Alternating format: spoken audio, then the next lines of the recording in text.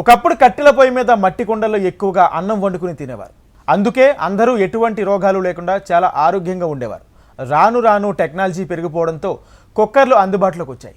ఇప్పుడు current rice కుక్కర్లు అందుబాటులోకి వచ్చాయి. ప్రతి ఇంట్లో రైస్ కుక్కర్ ఉంటుంది. అందులో బియ్యం వేస్తే క్షణాల్లో అన్నం అవుతుంది. ఎలక్ట్రిక్ రైస్ కుక్కర్లను వినియోగిస్తేనే గంజిలోని పోషకాలు కూడా శరీరానికి లభిస్తాయని చాలామంది ఫీల్ అవుతారు.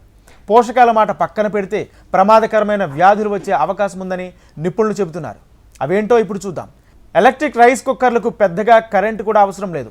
అల్యూమినియం పాత్రలను వినియోగించడం వల్ల కొన్నిసార్లు క్యాన్సర్ లాంటి ప్రమాదకర ఆరోగ్య సమస్యలు వచ్చే అవకాశం అయితే ఉంటుంది.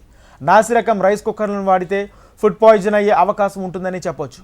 ఎలక్ట్రిక్ రైస్ కుక్కర్లలో వండిన ఆహారం తీసుకుంటే చిన్న వయసులోనే కీళ్ళ నొప్పులు వచ్చే అవకాశాలు ఎక్కువగా ఉన్నాయని నిపుణులు చెబుతున్నారు. ఎలక్ట్రిక్ రైస్ కుక్కర్లో వండిన అన్నం తినడం ద్వారా శరీరానికి పోషకాలు లభించవు.